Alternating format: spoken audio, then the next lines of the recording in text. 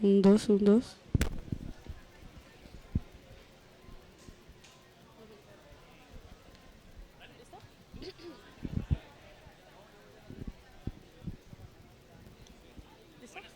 Buenas tardes, comunidad estudiantil y profesores. El área sociohumanística del programa de Comunicación Social y Periodismo de la Facultad de Ciencias Sociales y Humanas les da la bienvenida al 12º Foro Universitario de Ética de resultados y dificultades de la Comisión de la Verdad en el año 2017 y 2023. Les da una cordial bienvenida. A los estudiantes que asignan la materia de ética, les recordamos por favor pasar a las mesas del fondo de Ágoras para escribir la asistencia, y los que nos siguen desde la página de la Radio Universidad Surcolombiana 89.7 FM, hay una página en Excel que está diligenciada con los nombres de los profesores de ética en su correspondido horario, diligenciarlo con total facilidad para así llevar su asistencia. ¿Listo?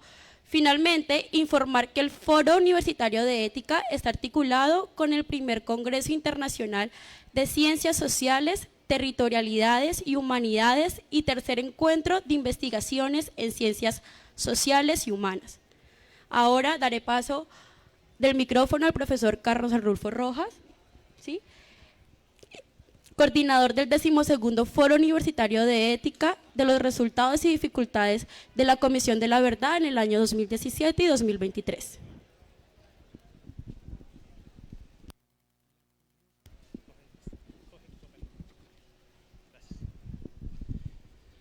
Buenas tardes a todos los presentes en esta ágora de la Universidad Surcolombiana, un espacio donde hemos y seguimos construyendo universidad. En este espacio, desde que se creó, se ha reunido la comunidad universitaria, estudiantes y profesores, y aquí debatimos y construimos universidad.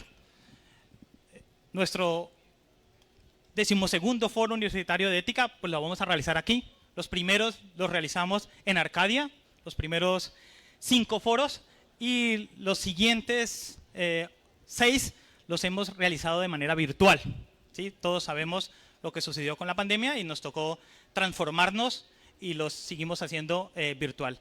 Y por primera vez, una vez hemos vuelto a la presencialidad, los vamos a hacer en este espacio tan significativo para la Universidad Surcolombiana. Entonces, a todos, muchas gracias por asistir a nuestro evento académico. Como lo dijo la compañera, las asistencias están en el fondo para que cada uno pues firme en su respectivo curso.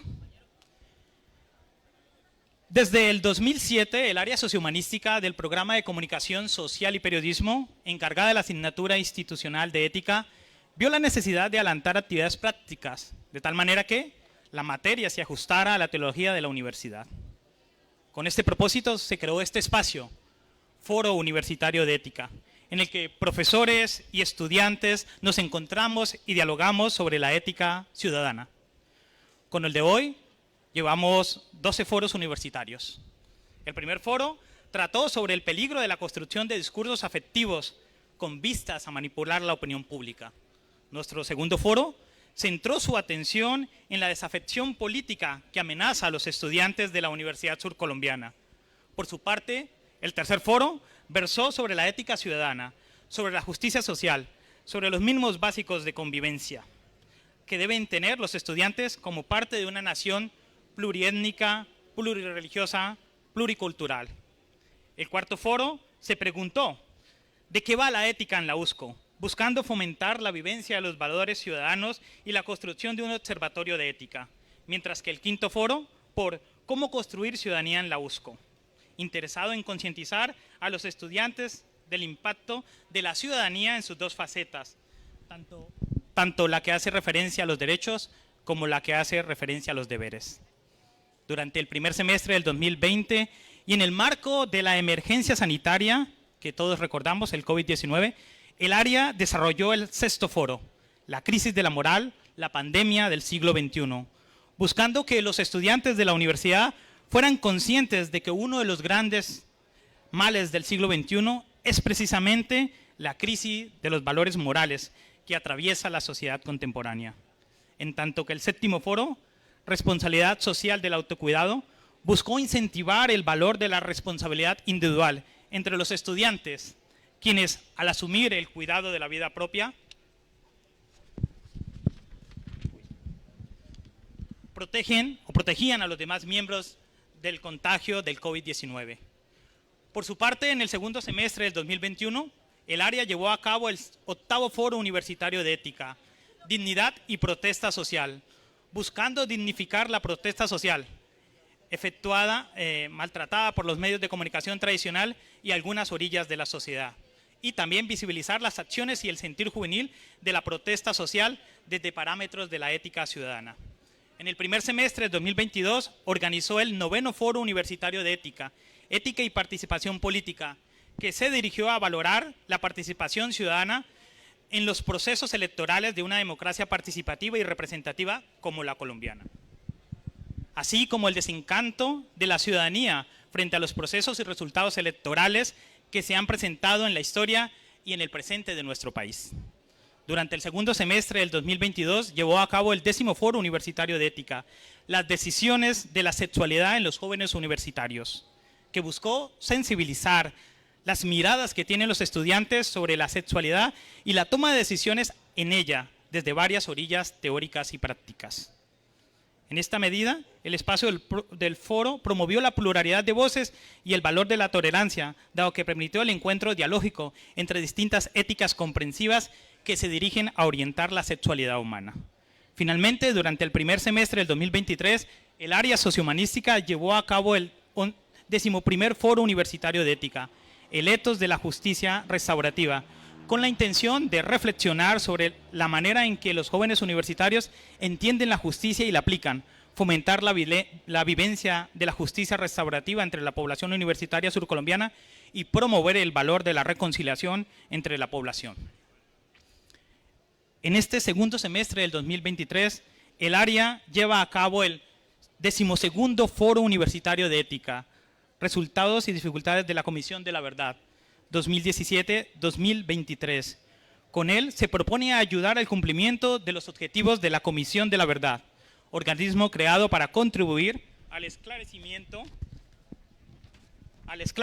de lo ocurrido en el conflicto interno armado colombiano, promover tanto el reconocimiento de las víctimas como la convivencia en los territorios, esto entre la población universitaria de pregrado de la Universidad Surcolombiana, de tal manera que se construya entre ella una cultura de respeto y tolerancia en democracia, tal como está consignado en nuestro proyecto institucional educativo.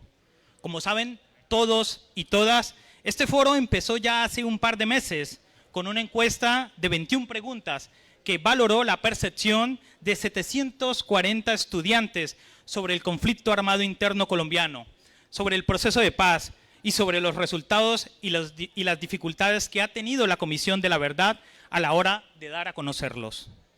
Quiero resaltar aquí que el 35.1% de ellos, es decir, 263 estudiantes, nunca jamás habían escuchado hablar de la Comisión de la Verdad. Que el 50.4%, 373 estudiantes, no conocían su informe final. Hay futuro si hay verdad.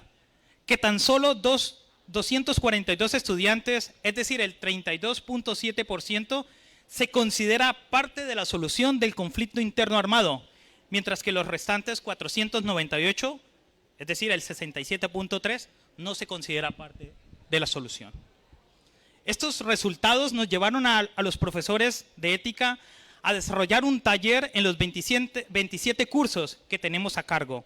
En ellos se trabajó 6 preguntas acerca del conflicto armado, el proceso de paz y la Comisión de la Verdad, que llevaron a que se construyeran espacios de debate para interiorizar la importancia de la investigación y los resultados de la Comisión de la Verdad a la hora de promover el valor de la convivencia en paz, la no repetición de los hechos violentos y la restauración de los daños causados a las víctimas. Todo este trabajo previo para llegar a hoy, al desarrollo del 12º Foro Universitario de Ética, que ahora nuestros ponentes nos van a presentar una serie de conferencias para ilustrarnos sobre un conflicto externo, sobre el conflicto interno y también sobre el proceso en un territorio. Me queda solamente agradecer al equipo docente encargado de la asignatura institucional de ética en la sede Neiva, los profesores Tobías Rengifo, Jesús Armando Montañez, José Arnulfo Ipús, Luis Carlos Rodríguez, José Jair Toro, y también voy a nombrar al profesor José Lorenzo Escandón Ospina. A nuestros ponentes invitados, al doctor José Shane Brownie Gledson Martínez de la Universidad de Salamanca, al magíster Andrés Restrepo Correa de la Universidad Surcolombiana y a la comunicadora social y periodista de nuestra casa de estudios, Angie Bedoya Rojas.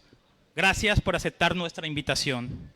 Al Instituto Colombiano de Crédito Educativo y Estudios Técnicos en el Exterior, el ICETES, por su apoyo financiero, a la Vicerrectoría de Investigación y Proyección Social, a la Facultad de Ciencias Sociales y Humanas, al Programa de Comunicación Social y Periodismo, especialmente a los practicantes, a los miembros del Laboratorio de Televisión, quienes nos colaboraron con las piezas comunicativas del foro, y por supuesto a la Radio Universidad Surcolombiana 89.7 FM, por el apoyo incondicional al desarrollo de este espacio. A los organizadores del primer Congreso Internacional de Ciencias Sociales, Territoriales y Humanas y tercer encuentro de investigación en Ciencias Sociales y Humanas, con quienes estamos articulados estos días de arduo trabajo. Y finalmente, a todos los que están presentes en estas ágoras universitarias, o los que nos están viendo por el Facebook Live o escuchando por la Radio Universidad Surcolombiana. Sin ustedes, este espacio perdería sentido. Son ustedes los que le dan razón de ser a los foros universitarios de ética. A todos, muchas gracias y bienvenidos. Bueno, como segundo momento en el foro tenemos la presentación de los conferencistas. Pero antes de iniciar, recordarles a los estudiantes y a los que nos siguen en la fanpage de la Radio Universidad Surcolombiana 89.7 FM de diligenciar la asistencia, por favor. Ahora, como primera conferencia, tenemos el proceso de paz en Irlanda del Norte, reflexiones 25 años después del acuerdo de Viernes Santo, a cargo del doctor José Shane Browning Gledson Martínez. Bueno, José Shane Browning Gledson Martínez es doctor en Historia con mención internacional por la Universidad de Salamanca en el 2017, en donde actualmente imparte clase como investigador distinguido de la María Zambrano. Y es miembro del Instituto de Iberoamérica del Grupo de Investigación reconocido sobre Historia de América, Indusal. Su trabajo se centra en estudiar las relaciones entre América Latina e Irlanda durante la época contemporánea con tres principales líneas de investigación. Como primera línea tenemos el imperialismo, la independencia y la contrarrevolución en la era de las revoluciones. Como segunda línea tenemos los individuos, comunidades y redes extranjeras en América Latina. Y como tercera y última línea tenemos la historia de las migraciones irlandesas en las Américas. Ha sido profesor en la Universidad de Winchester en el Reino Unido en el año 2016 y 2017, así como investigador postdoctoral en la Universidad de Galway, Irlanda, en el periodo 2019 y 2022, y en la Universidad del Notre Dame en Estados Unidos durante el periodo 2017 y 2018. También ejerce como traductor inglés-español. En el 2020 fue designado profesor visitante en la Universidad de El Salvador de Buenos Aires y desde el próximo mes será visiting professor en la Universidad de Salerno en Italia. Entonces, profesor, también recordarle a los conferencistas que tienen un tiempo aproximado de 20 minutos por intervención. Faltando 5 minutos para finalizar, yo les diré para que den final a la intervención, ¿vale? Hola, buenas tardes. Muchísimas gracias por la presentación. Es un placer y un verdadero orgullo estar aquí hoy y tener la posibilidad de participar en esta conversación con todos ustedes, con el público, con los panelistas. Y no puedo hacer sino empezar por agradecer a quien lo ha hecho posible. Agradecimiento muy sincero al ICETEX, que ha hecho posible que yo esté hoy aquí. Por supuesto, a la Universidad Surcolombiana, al Grupo de Investigación de Estudios Sociohumanísticos, al semillero, a todos los miembros de la logística, el laboratorio de televisión, Facebook, radio, el congreso en el que se integra esto, y muy especialmente al profesor Rojas Salazar, que sé lo que ha trabajado y lo que se ha esforzado para que yo pueda estar hoy aquí. Y no me quiero acabar tampoco no me quiero olvidar, de los estudiantes del programa de comunicación social y periodismo que tan generosamente me permitieron en los 2 últimos días participar en sus clases. Y bueno, ha sido para mí una experiencia verdaderamente enriquecedora. Así que muchas gracias. Lo que pretendo hacer hoy aquí es realmente presentar muy brevemente una serie de reflexiones personales, a título personal, sobre el proceso de paz en Irlanda del Norte. Y además creo que es una fecha muy apropiada para ello, porque este año se ha cumplido el 25 aniversario de los acuerdos de paz que lo hicieron posible. El Acuerdo de Belfast, también conocido como el Acuerdo de Viernes Santo, que se firmó en abril de 1998. Y que efectivamente este acuerdo fue el que puso fin, casi de manera inmediata y casi de manera total, no total, pero casi, a la violencia que durante 30 años asoló las distintas comunidades que cohabitaban en Irlanda del Norte. Como se ha dicho, soy historiador, entonces a mí me suelen interesar los tiempos largos y las reflexiones, y creo que se va a ver que la perspectiva histórica, ¿no?, en estos procesos. Pero también es verdad que cada vez me interesa más, y quiero hacer el énfasis en qué se ha hecho en Irlanda y en Irlanda del Norte en estos años en materia de justicia transicional, ¿no? Esto es, en abordar las consecuencias de esta violación continua y sistemática de los derechos humanos, reconocer el sufrimiento de las víctimas y sobre todo en los esfuerzos por consolidar, por construir entre todos una paz duradera y sostenible, ¿no? Creo que es muy importante señalar que estamos, tanto en el caso de Colombia como en el caso de Irlanda del Norte, ante procesos vivos, ¿no?, procesos fluidos, en los que todos intervenimos, y que realmente este intercambio de reflexiones, de planteamientos, estas conversaciones, son muy importantes para construir esa paz, ¿no? Y en el caso de Irlanda hay que pensar que ya hay una generación nacida en paz en estos 25 años, personas que ya tienen vuestra edad, muchos de ellos ya son egresados universitarios, y para quienes afortunadamente la violencia, el periodo de violencia es casi una lejana memoria, ¿no? Pero a la vez, como apuntaba el profesor Rojas Salazar hace un segundo, es interesante la desmemoria, ¿no?, o el desconocimiento de parte de estos procesos. También se han hecho muchas encuestas en Irlanda al respecto, sobre todo entre los sectores de la población joven, en Irlanda del Norte sobre todo, pero en concreto ahora voy a hablar de una encuesta que se hizo en la República de Irlanda, es decir, en la mayor parte de la isla. Ahora explicaré los orígenes del conflicto. Y casi el 90% de los entrevistados menores de 35 no sabían cuántas personas habían muerto durante el terror. Solo el 7% dijo haber aprendido algo de ello en la escuela, y más de 1 de cada 4, o sea, más del 25% de los jóvenes irlandeses no era capaz de nombrar un solo acontecimiento de este periodo de violencia, ¿no? Entonces, bueno, quiero resaltar, creo, la importancia de este tipo de eventos y de estas conversaciones. Bien, lo que planteo hacer en estos 15 minutos, supongo que me quedan, de una manera muy sucinta, son 4 cosas, o abordar 4 temas. Primero voy a plantear dar unas claves muy sucintas sobre el origen del conflicto, cuáles son las raíces, por qué existía un conflicto político en Irlanda del Norte.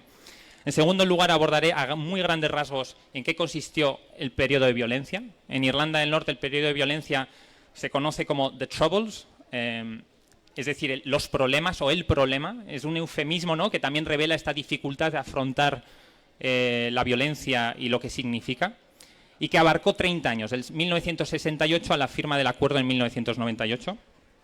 Después pasaré muy brevemente a hablar del acuerdo de paz y cuáles son las principales disposiciones, y finalmente terminaré con 2 comentarios sobre los resultados, logros si queréis, pero también dificultades, desafíos que enfrenta este problema, ¿no?, o esta situación. Bueno, uno de los elementos definitorios, empiezo diciendo que Irlanda, como todos ustedes saben, es la isla pequeña en el archipiélago de las Islas Británicas. Tiene un tamaño, como creo que es en torno a 15 veces inferior a Colombia. Entonces, bueno, también esto es importante para que pensemos en la magnitud, ¿no?, tanto de los movimientos, de los procesos y de las personas. Y en la que existen actualmente 2 estados soberanos, ¿no? Una república al sur, que ocupa la mayor parte de la isla, y otro que se llama Irlanda del Norte, que es una dependencia, forma parte del Reino Unido de Gran Bretaña e Irlanda del Norte. Y esta división hunde sus raíces en la historia medieval. Y esto es lo primero que quiero destacar, que es un largo proceso de conquista y colonización de Inglaterra sobre las poblaciones autóctonas de Irlanda, que se inicia en el siglo XII, se concluye más o menos en el siglo XVII y da lugar a que cuando llegamos a comienzos del siglo XX se ha producido un largo proceso de desplazamiento de personas, de imposición de nuevas leyes, costumbres, incluso de la lengua inglesa. No olvidemos que la lengua de Irlanda era la lengua, había otra lengua, la lengua irlandesa, que se ha recuperado, que todavía existe, pero bueno, hay una imposición de costumbres y sobre todo, que es lo que creo que todo el mundo conoce o asocia, una prohibición del catolicismo, ¿no? O sea, una transformación también de una ocupación con nuevas personas, nuevos grupos sociales y un desplazamiento de la religión autóctona. Este proceso de colonización es particularmente fuerte en el Ulster, es decir, en Irlanda del Norte, en este sector del noreste de la isla, en 6 condados o 9 condados históricos, que 6 de ellos acaban conformando este estado, ¿no? Y por lo tanto estamos ante procesos de violencia colonial, en su origen y en su transformación. Si avanzamos hasta el comienzo del siglo XX, nos encontramos ya con otro contexto en el que, precisamente, aunque hay una parte del nacionalismo irlandés que pide autonomía, más control dentro del Imperio Británico, hay otro sector, sobre todo protestante, que no quiere conceder esa autonomía, que quiere pertenecer al imperio de esa misma manera. Y esto sería muy largo de explicar, pero se produce una guerra de independencia y en 1921 hay un acuerdo entre el gobierno británico y los representantes políticos irlandeses de ese momento para dividir la isla. Y se hace lo que se conoce en 1921, hace más de 100 años, como la partición de la isla. Una parte de la isla pasa a ser el Estado Libre de Irlanda, que formalmente sigue siendo un dominio británico, pero que va a ir dando pasos hasta convertirse en una república independiente en 1949, y luego hay otra parte que es el Estado de Irlanda del Norte, que queda dentro del Reino Unido y, por tanto, dentro del Imperio Británico, ¿no? Bien, paso a hablar de la violencia, ¿no? De estos 30 años. ¿Qué ocurrió durante estos 30 años, ¿no? Y que es un periodo, porque viniendo de Europa, y yo creo que esto se sobreexagera cuando hablamos en Europa, pero para Europa es verdaderamente excepcional en el contexto de posguerra la violencia política en Irlanda del Norte. Los muertos entre 1969 y 1990, resultantes del conflicto, personas muertas, duplicaron los muertos por violencia política en todos los países de lo que ahora es la Unión Europea juntos, ¿no? Pero si miramos la dimensión, si lo comparamos con los procesos de otros países, aquí de Latinoamérica y de otros lugares, realmente murieron en torno a 3.500 personas, 47.000 heridos y los desplazados, que es difícil de calcular también porque Irlanda tiene una larga historia de exilio y emigración y movimiento de personas. Pero, por supuesto, eso quiero decir, si comparamos esas 3.500 muertos con el proceso aquí en Colombia o si pensamos con lo que está ocurriendo diariamente hoy en la Franja de Gaza, bueno, también creo que adquiere un sentido distinto, ¿no? ¿Por qué surge en 1968 esta violencia, ¿no? ¿Por qué no surge 100 años antes o 150 años antes? Bueno, obviamente había habido violencia, había habido resistencia, pero esta violencia organizada, este surgimiento de grupos paramilitares tiene también que ver con el contexto internacional, con la aparición del movimiento por el desarrollo del movimiento por los derechos civiles en Estados Unidos, mayo del 68 en Francia, otros desarrollos que hace que estas poblaciones, sobre todo la minoría católica en Irlanda del Norte, esté buscando mejoras, participación política, mejoras en vivienda, mejoras en acceso a la educación, a la salud, a otras cosas, ¿no? Entonces, creo que es importante también, y quiero que se queden ustedes con la idea de que no es solo un conflicto etno-religioso o etno-nacional identitario, que también tiene un componente social importante, ¿no? Y un componente de clase, si se quiere, ¿no? Pero, bueno, comienza con estas protestas, disturbios, y el gobierno británico responde con una militarización fuerte, con el despliegue de tropas y la sustitución de la policía por el ejército en maniobras rutinarias de policiales, ¿no? Entonces, de repente se produce una gran militarización de la sociedad en Irlanda del Norte y durante estos años se despliegan casi 300.000 tropas británicas. Si pensamos que estamos hablando de una población total de 1,5 millones de personas, 300.000 soldados presentes en el día a día, obviamente, transforman la vida cotidiana, ¿no? De una manera muy importante.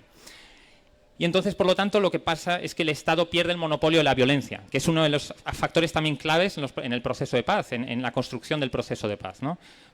Por un lado va a estar los militares y a la vez se van a aparecer estos grupos paramilitares y los conocen En el lado republicano católico, el que defiende la unidad de Irlanda, la independencia de Irlanda en su conjunto de la isla, es el más conocido, es el IRA, el Ejército Republicano Irlandés, y por el lado de los unionistas y sobre todo los sectores lealistas, por lealistas se entiende a los más ultras o los más beligerantes, aparece las fuerzas de voluntaria del Ulster y otros grupos paramilitares. Entonces, estamos, por lo tanto, durante este periodo ante un ejército de ocupación y con fenómenos o momentos no muy sangrientos. Creo que todos conocen también, aunque solo sea por la música, por la canción de U2, Sunday Bloody Sunday, lo que ocurrió en el Domingo Sangriento, cuando las tropas británicas dispararon contra y asesinaron a 14 civiles en la ciudad de Derry, en Irlanda del Norte. Y traigo esto a colación porque una de las cosas importantes es destacar también el sufrimiento de la población civil, ¿no? De esos 3.500 muertos, en torno a la mitad eran población civil, eran civiles, ¿no? Entonces estamos ante un conflicto que sobrepasa la del enfrentamiento de los paramilitares contra el Estado o del Estado contra los paramilitares. Bien, tengo todavía tiempo. Paso a hablar del acuerdo. De este acuerdo que se firma el 10 de abril de 1998 y cabe preguntarse otra vez, ¿no? ¿Por qué se firmó en este momento, en el 98 y por qué no antes? Bueno, obviamente es de rigor reconocer que hubo intentos anteriores. Se intentó en 1974, se intentó en 1985, pero en todas esas negociaciones previas siempre alguno de los interlocutores se levantaba de la mesa ante la presencia de su opositor o su enemigo. Es decir, siempre había algún grupo que no reconocía como legítima parte negociadora a otra. Eso es lo que cambia en 1998. En 1998 se hace un enorme esfuerzo por llegar a una negociación inclusiva, una negociación que incorpora al gobierno británico, al gobierno de la República de Irlanda, a todos los principales partidos políticos de Irlanda del Norte y también a los representantes, en este caso el IRA, el representante o el brazo político, si quieren, de las fuerzas paramilitares republicanas o católicas. Se dieron una serie de factores que lo posibilitaron. Una de ellas es la importancia de los liderazgos personales. Esto se ha destacado mucho, ¿no? Acababa de ser elegido en el Reino Unido Tony Blair y también el primer ministro de la República de Irlanda. Era una persona que gozaba en ese momento de bastante popularidad. Pero también hay líderes comunitarios, líderes de las comunidades en Irlanda del Norte, sobre todo dos, John Hume y David Trimble, que son capaces de, a través de su liderazgo personal, mantener en la mesa a estos grupos y a estas disidencias y controlarlas durante la negociación. Y estas dos personas, de hecho, recibieron el Premio Nobel de la Paz por estos esfuerzos este año. También fue muy importante la mediación de Estados Unidos con un enviado especial que puso, entre otras cosas, una de las cosas que hizo fue poner una fecha final a la negociación y abrirla con procesos paralelos. Porque ¿qué ocurría? Los unionistas decían no nos vamos a sentar a la mesa hasta que el IRA haya entregado las armas, y los republicanos decían no nos vamos a sentar a la mesa o no vamos a entregar las armas, no va a haber decomiso hasta que se avance en la solución política. Entonces se llegó a la conclusión y se aceptó por todas las partes, con generosidad y con apertura, que se iba a liderar procesos paralelos, que se iba a hacer a la vez en el tiempo, ¿no? El acuerdo en sí tenía tres ramas, una interna dentro de Irlanda del Norte, entre los distintos partidos, otra norte-sur, entre Irlanda del Norte y la República de Irlanda, y otra entre este-oeste, entre las dos islas, ¿no? Y las implicaciones que tenía para las islas. Pero lo importante de este acuerdo es que fue un acuerdo en el que se aprendió a estar desacuerdo. O sea, fue un acuerdo a no estar de acuerdo, pero al menos a negociar. Porque una de las cosas que no cambió fue la situación política de Irlanda del Norte. No se llegó a una solución, no se debatió la soberanía de Irlanda del Norte en ese momento. Se dijo, eso se va a poner por escrito y se encontrará la solución más adelante. Pero el punto principal es cesar la violencia y finalizar la violencia y abrir una vía política. Y eso es tal vez el mayor logro de este proceso de paz. El acuerdo es, como todos estos acuerdos, complejo y determina muchas cosas, pero voy a destacar solo alguna. Aparte de las decomiso de las armas o entrega de las armas, libre circulación, la desaparición de una frontera entre Irlanda del Norte y la República de Irlanda, la idea de un gobierno consensuado o compartido, es decir, se estableció que en el Ejecutivo tendría que haber siempre miembros del gobierno de la opción unionista y de la opción republicana, se retiraron las tropas, etcétera. Bueno, no quiero entrar demasiado en eso para no pasarme de paz. Y de tiempo, perdón. Y este acuerdo de paz, esto es importante, fue ratificado por las personas, tanto por el pueblo, en votación, en referéndum, tanto en Irlanda del Norte como en la República de Irlanda. Y fue apoyado mayoritariamente en la República de Irlanda un 94% de sí, aunque la participación fue del 60%, y en Irlanda del Norte, el lugar más complejo, un 70% de las personas votaron que sí, con una participación masiva. ¿Cuáles son los resultados y los desafíos? Y me quedan 3 minutos, así que vamos bien. El primer resultado o el logro más importante, algo que parecía inimaginable en ese momento, fue, como digo, el cese casi completo e inmediato de la violencia.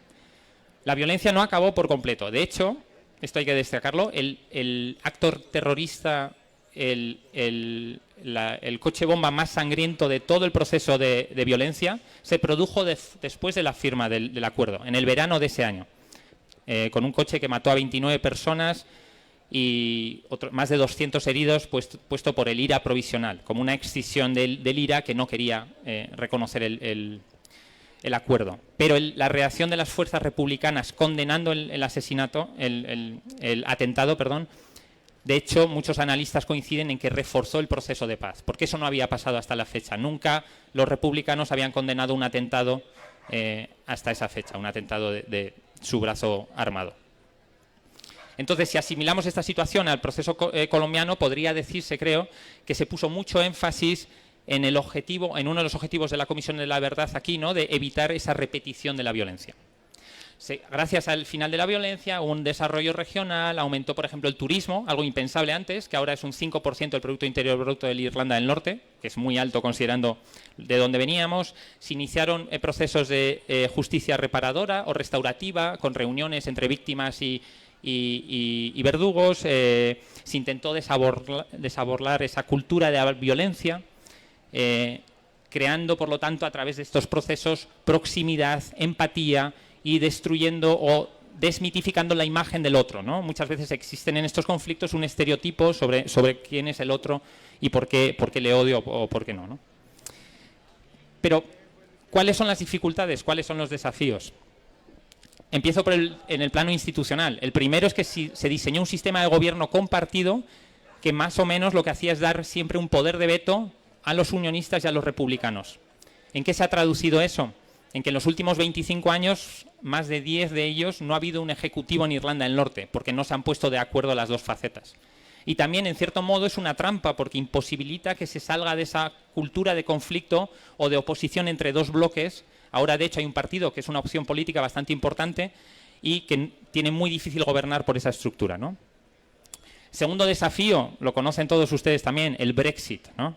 El Brexit, la votación por parte de la población del Reino Unido de salir de la Unión Europea en 2016. Pero ojo, la población de Irlanda del Norte, el 56% de ella votó a favor de permanecer dentro de la Unión Europea. Entonces aquí hay un desajuste entre lo que querían la población inglesa y galesa y lo que quería la población en Irlanda del Norte y Escocia. Pues claro, ese desafío, la necesidad de introducir una nueva frontera, crea un clima grande de crisis, ¿no?, o de posible crisis en el proceso de paz.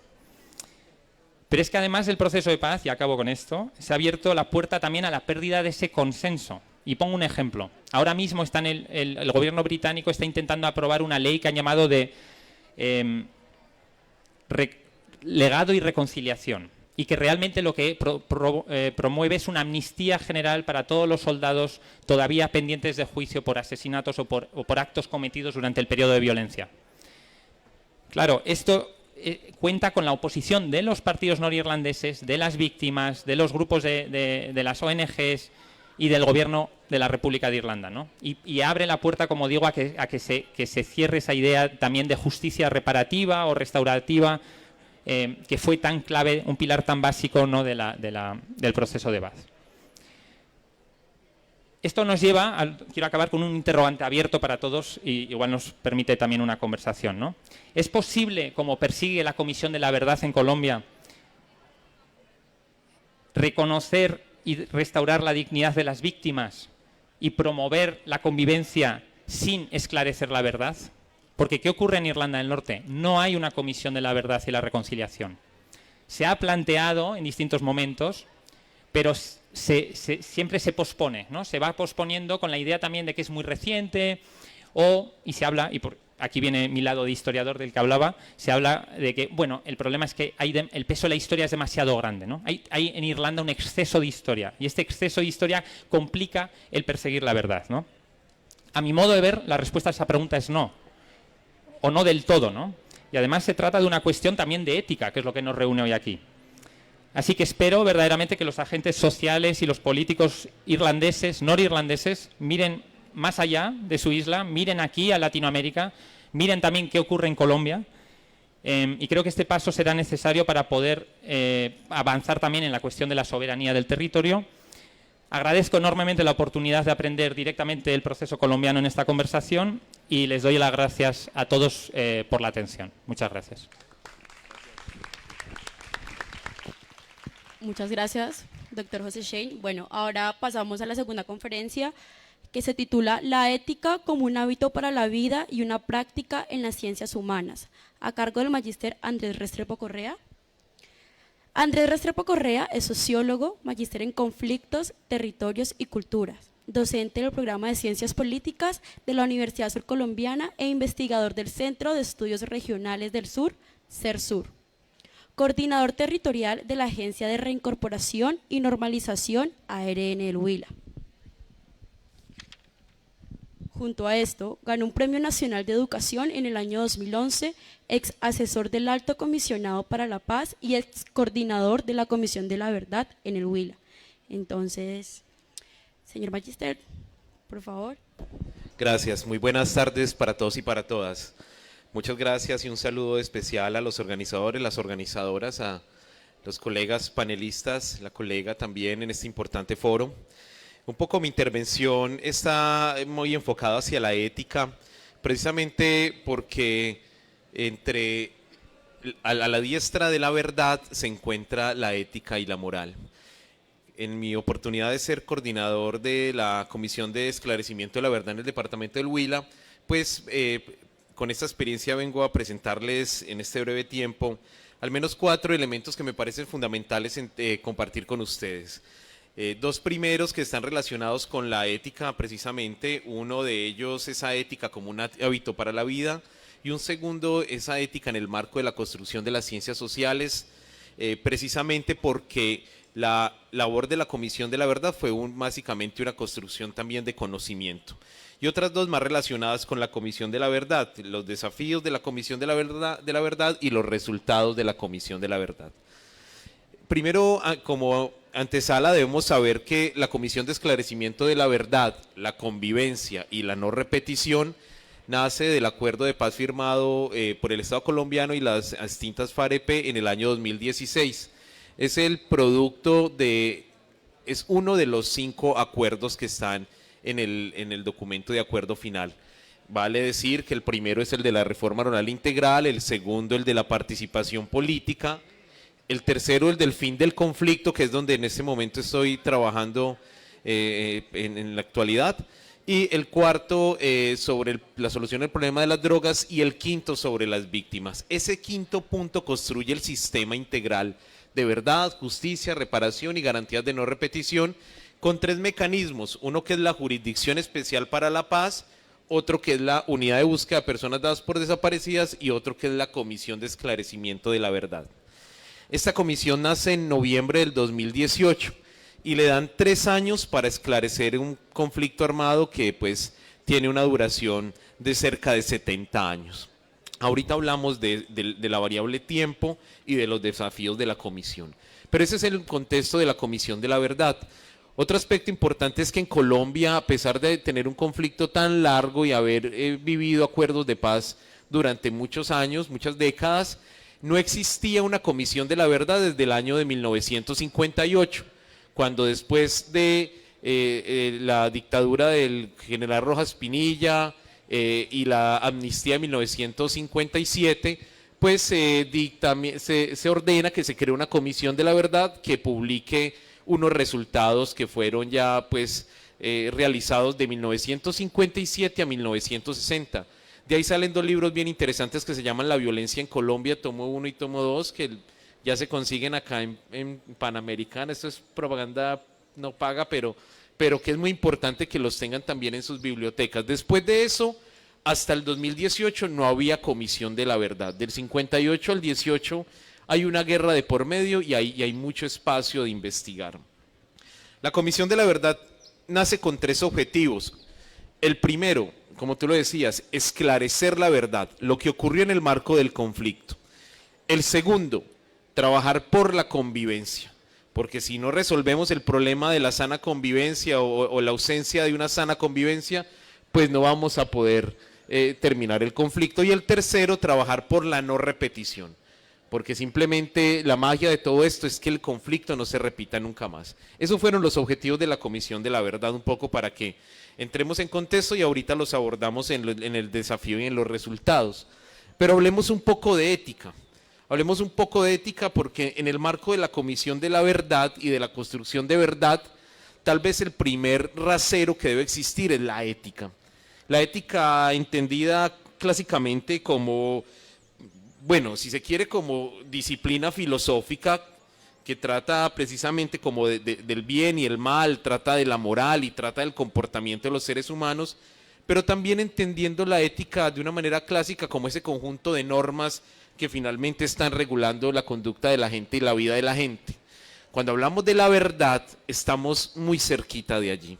Casi que una verdad que no se construye sin ética, y ahí viene el primer punto que quería en esta conferencia desarrollar, esa ética como un hábito para la vida. Una verdad que no se desarrolla a partir de una ética práctica, pues simplemente va a carecer de muchas cosas, como de legitimidad o como de rigurosidad. Y finalmente la ética se convierte entonces en un ejercicio donde interviene, por ejemplo, en la Comisión de la Verdad, un profundo respeto, o la ética se materializa mejor en un profundo respeto por quienes participan del proceso de esclarecimiento de la verdad, o en el campo de la ciencia incluso quienes participan de un proceso investigativo. Pero la ética, otra arista que tiene allí, es también una ética como un principio de lo que uno podría denominar el principio de la beneficencia y de la no maleficencia, es decir, una ética que pueda buscar al máximo el bien, al máximo el beneficio para la gente y que pueda reducir al máximo los riesgos, esos males que pueda tener una gente, que pueda tener una sociedad en la construcción de la verdad. Y una ética también, tercera arista, que permita procesos de investigación o de esclarecimiento de la verdad que puedan evitar una coerción intencionada. Cuando uno está construyendo ciencia, está haciendo ciencias sociales y cualquier tipo de ciencia, y cuando está construyendo relatos para la verdad, esa coerción intencionada es muy común, es muy común. Es cuando tú haces una pregunta cuando ya sabes la respuesta. Ustedes que están en el programa de comunicación y en el periodismo, esto es una lucha permanente en los medios de comunicación. Entonces, y una ética incluso que nos ayuda a mantener la confidencialidad de lo que finalmente la ética es como es como parte también de la estructura del conocimiento. Entonces hay una ética de la responsabilidad, 2, hay una ética del respeto y 3, hay una ética de la solidaridad. Esto quiere decir que es como un ejercicio de progresividad del otro y de la sociedad. Cuando tú haces de la ética un ejercicio para la vida y para las ciencias sociales, tiene que ver con que debe ser un ejercicio de progresividad en la humanidad. No se puede entender una construcción de verdad o un fin del conflicto que por el contrario nos regrese como sociedad a escenarios más drásticos como de conflicto. Es la paradoja de la transición en Colombia, de hecho, es un conflicto armado, un fin del conflicto armado que nos regresa a tiempos más violentos. Yo puedo decir con cierto conocimiento que desde 1997 no teníamos tanta violencia en el Huila, ¿no?, como en la actualidad. Entonces, una ética que sea progresiva, una ética de la solidaridad. Entendiendo esto y considerando que finalmente la ética es un asunto de la práctica, pero también del conocimiento, vámonos a ver un poco lo que ocurrió en la Comisión de Esclarecimiento de la Verdad. Primero, esclarecer la verdad es un proceso de investigación, es un proceso riguroso de contrastación, de construcción de metodologías, de elaboración de documentos, de análisis de la información, de cotejar con fuentes primarias, secundarias, de implementar técnicas, metodologías y herramientas de investigación que nos hacía necesario un nivel ético muy alto. Por eso aprovecho para saludar a los colegas con quienes estuvimos liderando el grupo del Huila y el grupo de la región centro, que fueron profesionales con un nivel ético muy alto. Y en esa construcción del esclarecimiento de la verdad logramos tener uno de los resultados que quiero mencionar, que es este documento, que es el volumen de la región centro. Deben saber ustedes que dentro de esos resultados de la Comisión de la Verdad tenemos 11 tomos de investigación, los tomos entre 400 y 800 páginas, y además tenemos un tomo que es el de la región, se llama Colombia Adentro, que se constituye a partir de 14 volúmenes. Este es el volumen de la región centro, donde aparece Huila, Tolima, Cundinamarca y Boyacá. ¿Por qué lo planteo como uno de los grandes resultados? Porque cuando se habla de historia del Huila, impactos en el conflicto armado en el Huila, a pesar de la magnitud de la violencia en el Huila, el desconocimiento en el concierto nacional e internacional sobre esto es bastante. Les digo algo, cuando existió la Comisión de la Verdad en el 58, ellos no bajaron hasta el Huila. Los relatos del Huila se los contaron en el Tolima, por ejemplo. Y cuando se hizo el Bastalla del Centro de Memoria Histórica en el 2011, el Huila solo es referenciado en las tomas guerrilleras, en secuestros, reclutamiento, hay un caso de violencia LGTBI, pare de contar. Nosotros nos dimos la pela para que existiera un documento que hablara sobre el Huila, sobre el Tolima y sobre la región centro. Y este es un documento que pueden descargar de la página web, que ahorita les voy a enseñar cómo hacerlo. Este es uno de los resultados importantes para la región, un documento que plantee lo que ocurría en el departamento del Huila. Para hacer este documento, nosotros hicimos entre el 2019 y el 2022 1.190 entrevistas. Hicimos a víctimas, hicimos 23 entrevistas a actores armados, 89 entrevistas colectivas a líderes campesinos y afrodescendientes, 224 entrevistas a expertos, 39 historias de vida, 12 diagnósticos comunitarios, se hicieron reconocimientos de responsabilidades en Soacha, Bogotá, Palestina y Acevedo Huila, en Sumapaz, en Gaitania, Tolima. Hicimos 8 diálogos regionales para llegar a este documento. Y ahí viene otro de los importantes hallazgos, que es la metodología. Para llegar a este documento utilizamos una metodología donde se publica esta cartilla de herramientas metodológicas, una metodología que se construyera a partir de la elaboración de casos de conflicto, de investigaciones de conflictos particulares y el establecimiento de patrones a partir de casos. Para escribir este documento, cada departamento elaboramos análisis más o menos entre 50 y 100 páginas de cerca de 10 casos cada departamento, más o menos unos 50 casos de 50 a 100 páginas para finalmente tener este documento como síntesis de múltiples relaciones y determinaciones, dirían los economistas. Entonces, esta metodología de establecer patrones nos permitió ver situaciones. Por ejemplo, nosotros nos fuimos recorriendo todos los municipios del Huila estableciendo casos de investigación y nos dábamos cuenta que en Baraya asesinaron un concejal, que en Campo Alegre asesinaron 3 concejales, que en Iquira asesinaron un concejal, que en La Plata asesinaron otro concejal, que en Acevedo otro concejal, que en Rivera otro concejal. Nos mostraron un patrón de exterminio político a los opositores. Y nos fuimos recorriendo municipio por municipio, identificando casos, elaborándolos, estudiando, entrevistando a la gente y conectando patrones, para poder sacar esa síntesis de patrones en el Huila. En conclusión, sobre este tipo de hallazgos de la región centro, podemos decir que en el Huila existió un patrón de la eliminación del opositor político, de derecha o de izquierda. Existió un patrón también de la edificación de órdenes armados en las zonas rurales.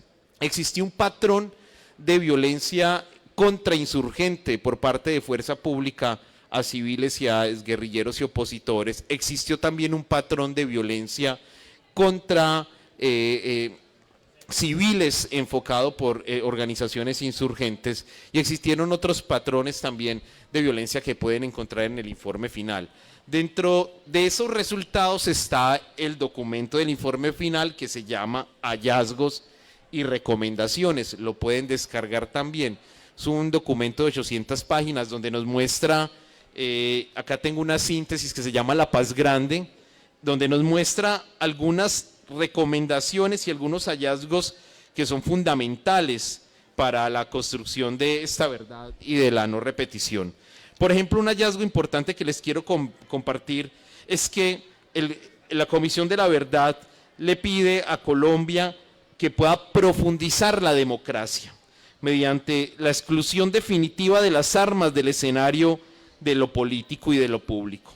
Otra gran conclusión que le dice a Colombia es que debe reconocer la penetración del narcotráfico en la cultura, en el Estado, en la política, en la economía, y la forma como la guerra contra las drogas configuró uno de los principales factores para que la guerra persista. Otra recomendación, por ejemplo, es la eliminación del racismo estructural, la colonialidad y la exclusión, rechazar y acabar la corrupción.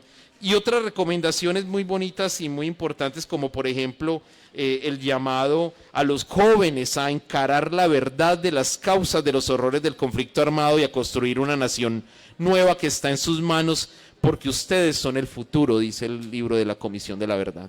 Esos hallazgos y recomendaciones son un gran resultado que deben saber. Y otro gran resultado es el legado de la comisión en general. Abrimos oficinas en todos los departamentos y emprendimos acciones por todo el país para sensibilizar la verdad. Ese legado vive, hay procesos que hoy viven. Por ejemplo, en el Huila se realizaron 2 reconocimientos de responsabilidades. Uno en Palestina, donde las FARC reconocía su responsabilidad con personas dadas por desaparecidas, y otro reconocimiento de responsabilidades en Acevedo, donde las FARC reconocían un daño colectivo causado a San Adolfo Acevedo por tomas guerrilleras, por asesinatos a líderes políticos y por acciones como la destrucción, por ejemplo, de la Biblioteca Municipal en 1987. Esos reconocimientos están en YouTube para que los vean. Y esos reconocimientos hoy persisten. Hoy, 5 años después de que inició la Comisión de la Verdad y un año largo de acabarse, esas víctimas con los firmantes de paz en Palestina se siguen reuniendo para ver cómo reconstruyen la biblioteca que destruyeron en 1987. Hay un legado vivo, como tú le decías, hay una comisión, hay una verdad viva que se sigue reconstruyendo. Y finalmente, sobre los resultados, la transmedia. Quienes quieran hacer este ejercicio de buscar en sus celulares www.comisiondelaverdad.co, se van a encontrar con una plataforma muy interesante, donde pueden descargar todo. www.comisiondelaverdad.co. Ahí se encuentran una serie de pestañas, como por ejemplo la primera que dice si hay futuro, si hay verdad, donde están todos los 14 volúmenes y todos los 11 capítulos de la comisión y más de 120 casos documentados que ustedes pueden descargar para estudiar. Pero pueden encontrar también, por ejemplo, un importante archivo audiovisual. Pueden encontrar una biblioteca de datos, pueden encontrar elementos para trabajar con los niños, niñas, adolescentes en la escuela, pueden encontrar volúmenes, un link que se llama Sonido y Memoria, que es la narrativa sonora testimonial de la Comisión de la Verdad, y que pueden descargar todos esos materiales para escuchar historias de esas más de 30.000 entrevistas que realizamos en el país. En el Huila solo hicimos casi 600 entrevistas. Es un proyecto de investigación con 600 entrevistas a víctimas de 2-3 horas, identificando hechos tras hechos de la violencia. Pueden encontrar una línea de mujeres y personas LGTBI que se llama Vida en Reexistencias, y un capítulo muy especial de niños, niñas, adolescentes que se llama No es un mal menor. Es la primera comisión de la verdad que hace un estudio sobre exilio, constituyendo comités de investigación internacional para lograr este capítulo de exilio.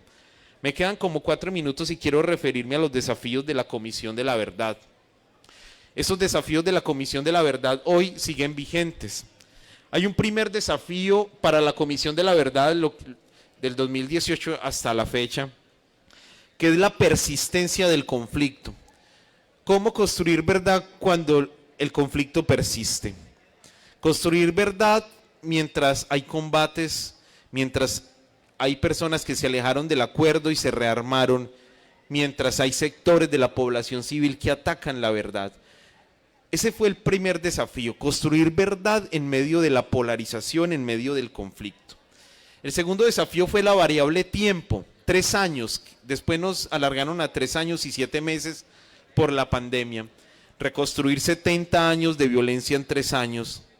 Y esta producción tan grande que le dejamos al país es muestra de que lo logramos, pero que se requiere una producción intelectual que continúe ahondando en los elementos estructurales, que supere el tiempo y la lógica del tiempo.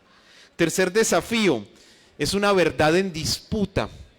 Cuando muchas de las cosas que dieron origen al conflicto siguen vigentes, esa verdad entra en disputa. Y ustedes se acordarán de la entrevista del padre Francisco de Rux y la comisionada Lucía con el expresidente Uribe en su casa campo, donde el hombre dice finalmente, doy mi verdad si se sale la mujer, si la comisionada no está, solo le abre usted que es el hombre, Francisco, padre Francisco. Y el padre Francisco le dice, imposible, no vamos acá a revictimizar a la colega por el hecho de ser mujer. Es decir, una verdad en disputa. Una verdad en disputa que empezó la pelea con el plebiscito que perdió la paz en Colombia. Una verdad que hoy sigue en disputa. Hoy seguimos escuchando voces de gente que dice lo que hizo la Comisión de la Verdad no cumple los criterios de rigurosidad, cuando tenemos toda una herramienta metodológica y una transmedia que valida lo que hicimos. Y finalizo con dos desafíos. El desafío de implementar las recomendaciones, estas que yo les leí, que la política pública implemente las recomendaciones como eliminar la corrupción, ahondar la democracia. Y en estas justas electorales que acabamos de pasar, vemos cómo la democracia no se ahonda, sino que se cierra. Se imponen los varones electorales y una ciudadanía sale masivamente a votar para que el poder tradicional siga ejerciendo. Implementar las recomendaciones es el gran desafío. El presidente Petro dijo que lo iba a hacer. Todavía estamos esperando que se haga. Y quinto, el giro ético en la sociedad. La verdad es para que hagamos un giro ético en la sociedad, para que nos salgamos de la violencia, para que seamos otra sociedad diferente. Yo creo que el reto ahí, el mayor desafío es la educación. Y estos foros, estas intervenciones, estas palabras van sumando poco a poco a ese giro ético. Les dejo allí muchas gracias. Muchas gracias, Magíster Andrés. Bueno, recordarles que estamos en el desarrollo del 12º Foro Universitario de Ética, Resultados y Dificultades de la Comisión de la Verdad en el año 2017 y 2023. Bueno, también invitar a los que nos están siguiendo desde la fanpage de la Radio Universidad Surcolombiana 89.7 FM a participar en sus comentarios. Ahora, como tercera conferencia, tenemos una pasadía por la paz, particularidades de los territorios de reincorporación y la Comisión de la Verdad, a cargo de la comunicadora social y periodista Angie Bedoya Rojas. Angie Bedoya Rojas es comunicadora social y periodista de la Universidad Surcolombiana e integrante del Grupo de Investigación Estudios Sociohumanísticos del Programa de Comunicación Social y Periodismo de la Facultad de Ciencias Sociales y Humanas. Autora de la investigación periodística Vivir el Juego de la Guerra 2023 y escritora del periódico Periferia. Damos paso. Muchas gracias por la presentación. Buenas tardes para todas las personas que que siguen aquí sentadas acompañándonos, también a las personas que nos acompañan desde las redes sociales y desde la transmisión de la radio Universidad Surcolombiana. Bueno, para mí, primero que todo, es un placer estar aquí en mi casa de estudios, ver público, ver estudiantes, siempre es un placer volver y pues bueno, estar acompañada de estas dos personas que son sabedoras y conocedoras del conflicto armado en Colombia. Bueno, yo empezaría por decir que los territorios de reincorporación son los lugares que se crearon a partir del acuerdo de paz que se firmó en el 2016 entre el gobierno colombiano, en ese entonces con el presidente Juan Manuel Santos y con la antigua guerrilla de las FARC. Estos territorios inicialmente eran 24, todos rurales, pero por las condiciones de inseguridad, de desplazamiento, el retorno de la violencia, pues ha hecho que estos territorios de una u otra forma se desplacen, otros que desaparezcan, otros que se vayan a rejuntar, como decimos nosotros, a otros espacios de reincorporación. Por esa razón, pues se crearon nuevas zonas o nuevas áreas de reincorporación, que en el caso en el Huila hay dos, y mal no estoy aquí que está Andrés, que es en Pitalito y en Algeciras, que son esas nuevas áreas de reincorporación que están. Y bueno, en estos territorios, pues son creados, han sido organizados y planeados por firmantes del Acuerdo de Paz. ¿Quiénes son los firmantes del Acuerdo de Paz? Pues exguerrilleros y exguerrilleras de las antiguas FARC-EP. Y cuando nosotros, la primera palabra, exguerrilleros, ¿qué es lo primero que se nos viene a la cabeza? Cuando solamente nos dicen esa palabra, exguerrilleros. Automáticamente se nos viene el uniforme, el fusil, las tomas guerrilleras, los bombazos, la sangre, todas las imágenes bélicas. Y claro, pues, reflejamos lo que consumimos, y si solo consumimos medios de comunicación y redes sociales, pues eso es lo que, son nuestros referentes, son nuestros imaginarios, y es lo que vamos a replicar. Y lo que pasa cuando nos formamos solo desde las pantallas, pues nos quedamos con una versión de la historia, ¿sí? Con una verdad, porque no hay una verdad absoluta, hay múltiples verdades. Entonces, cuando nos quedamos solo con esta imagen, lo que pasa es que nos quedamos con una imagen del conflicto armado muy reducida de la realidad. Porque la guerra sí es bélica y también hay que verla, hay que ver la sangre, pero hay que aprender a ver más allá del fusil. Hay que aprender a entender quiénes hacen la guerra, cómo la hacen, para poder conocernos como país, porque es que la guerra está pasando aquí, el conflicto pasa aquí mismo en Colombia, en el mismo departamento, y no saber ni siquiera qué es lo que pasa en el país, pues prácticamente estamos muy jodidos, mínimamente con la historia de nosotros como país. Entonces, cuando desconocemos este lado sensible, este lado humano del conflicto armado, pues lo que terminamos haciendo es replicar la violencia, es volver a repetir los ciclos de violencia, porque cuando no somos capaces o no queremos saber esa historia, esas otras versiones, esas otras narraciones, otras caras, pues va a ser muy complicado reconocernos como colombianos. Entonces, es necesario, para nosotros es necesario reconocer ese distanciamiento que tenemos como sociedad con el conflicto armado. Y cuando digo sociedad, somos nosotros las juventudes. A nosotros las juventudes no nos importa el conflicto armado, se nos matan al lado y pues miramos para el otro lado porque está más interesante el video de TikTok, o estoy más bonita y prefiero irme a sacar la foto que realmente sensibilizarme por el que está al lado. Entonces, si somos capaces de entender y reconocer ese distanciamiento que tenemos como sociedad con el conflicto armado, vamos a ser capaces de reconocer que la guerra la han hecho personas, que la guerra la hacen humanos, personas de carne y hueso, y que por ende hay mujeres, hay familias que también sufren, que están allá en las montañas, en las fincas, como decimos nosotros, chupando bala día y noche. Y aquí estamos súper parchados, súper relajados y no hay ni siquiera una sensibilidad por esa historia que hay allá, por esas comunidades que siguen en los territorios. Mientras tanto nos quedamos aquí acostados en la cama con los pies de para arriba publicando puras imágenes de Palestina y pobrecito Palestina. Y claro que hay que como movernos por el conflicto de Palestina, pero ahí sí es una idiosincrasia apoyar un conflicto, apoyar la lucha y defender los derechos de otros países cuando ni siquiera somos conscientes del conflicto en el que vivimos. Y aclaro, en Colombia no hay solo un conflicto armado. El acuerdo de paz no significaba la ausencia del conflicto, no significaba paz y amor. Es simplemente reconocer que somos capaces de solucionar los conflictos a partir del diálogo, a partir de la cultura, a partir de lo pacífico, a partir de lo sano. Entonces, es fundamental y es importante el acuerdo de paz precisamente por eso, porque se firma el acuerdo de paz, se crean unos territorios con unas comunidades que hicieron parte activa del conflicto.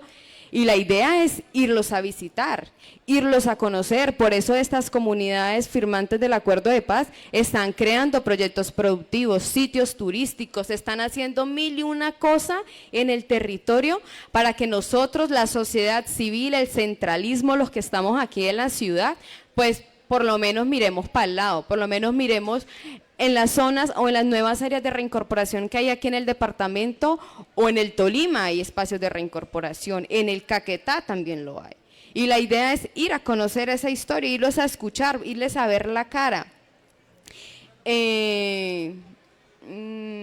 Bueno, en el caso, yo tuve la oportunidad de acompañar el proceso de reincorporación en el Caquetá, específicamente Agua Bonita, más de 2 años y medio viviendo con ellos, conviviendo con ellos, y para mí fue muy sorprendente, primero llegar y encontrarme mujeres muy berracas, muy grandes, muy fuertes, que yo me sentía súper intimidada con esas mujerzotas que uno no se imaginaba, pues, mujeres bellas también y súper berracas, y también hombres con esa cara robusta, como seria, como brava, pues, era como complicado generar un poco la conversación y más si uno es periodista que uno quiere es conversar y conversar.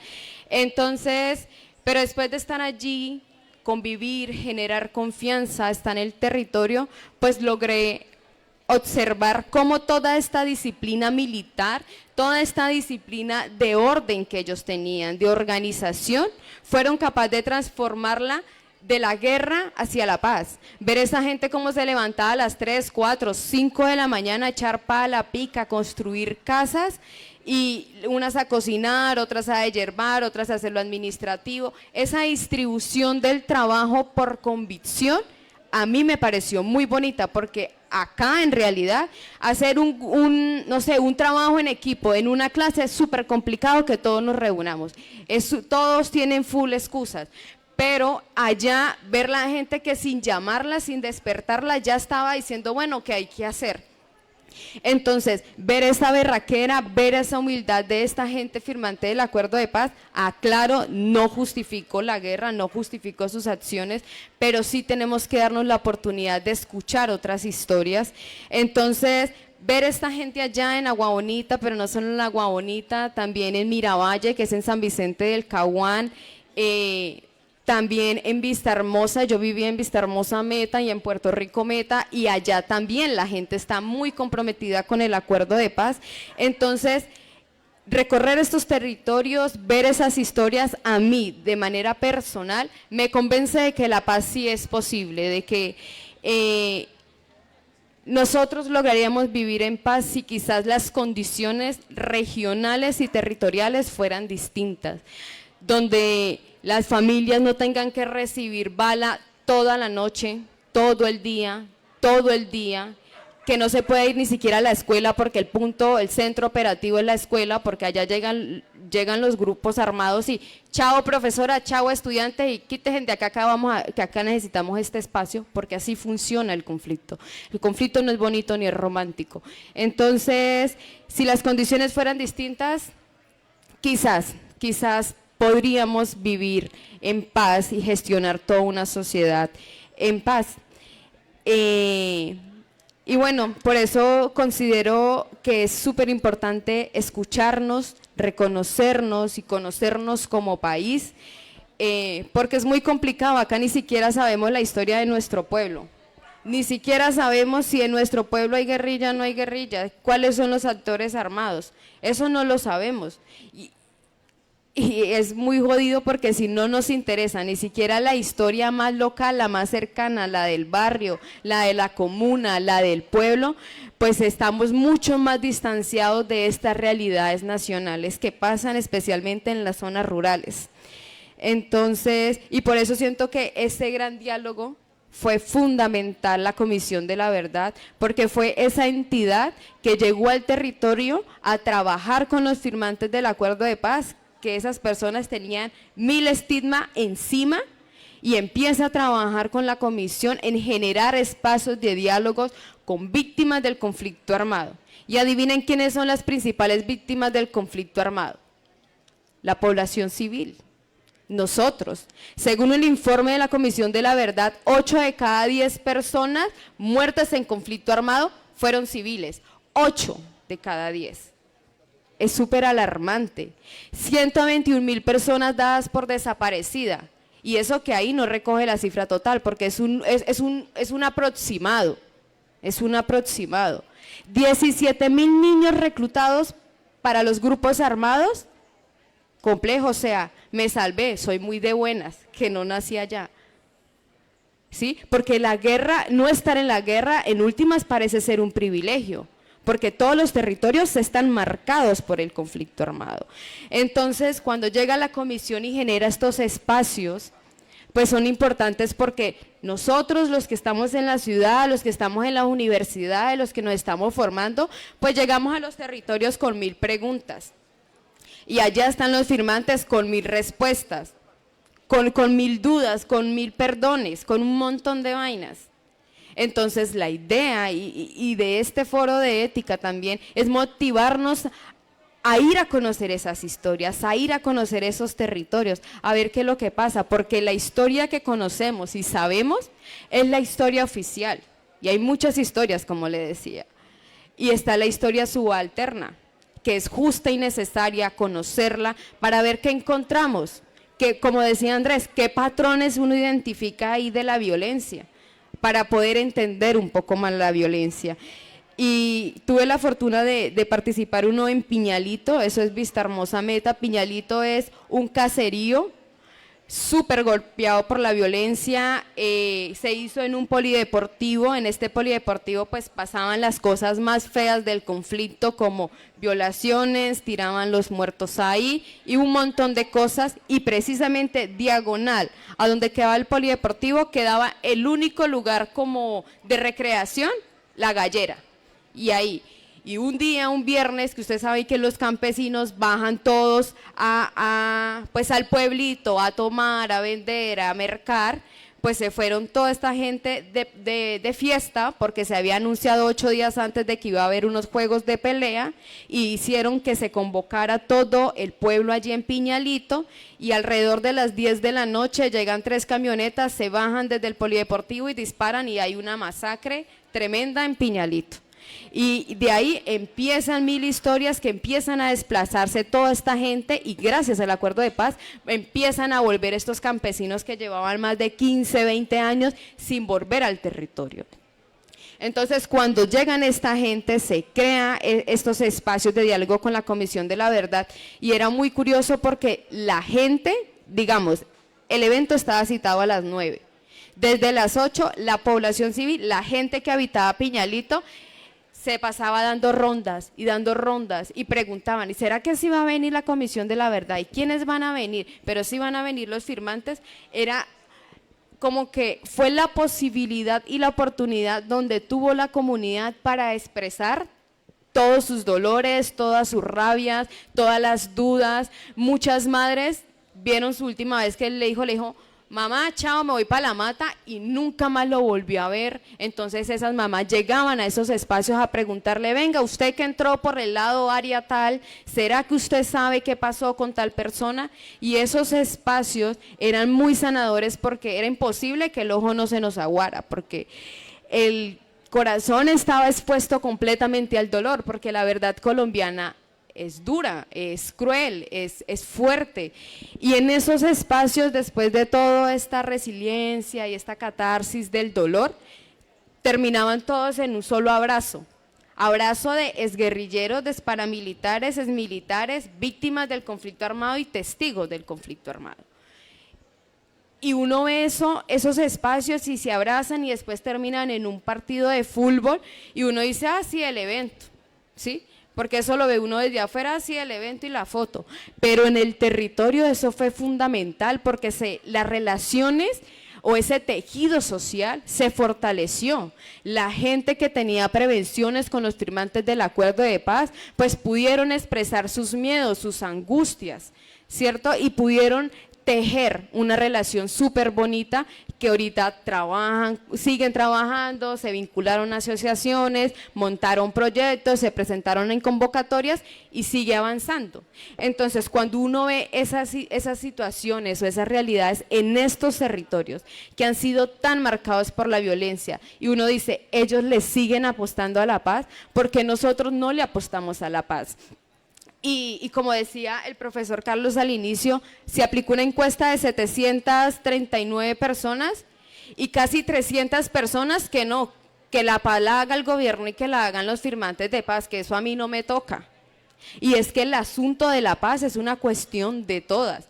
Así como nosotros, para construir una sociedad en paz, se necesitan derechos que nos garanticen condiciones, pero también tenemos unos deberes y ese deber ciudadano, ético, pues es construir paz. Y qué mejor ya que la comisión tiene un montón de material para que nosotros nos acerquemos a esas realidades que pasan en los territorios y que sigue pasando, porque lo que decían los compañeros es verdad, se firma el acuerdo de paz, uno creería que se mitigan los índices de violencia y es al contrario.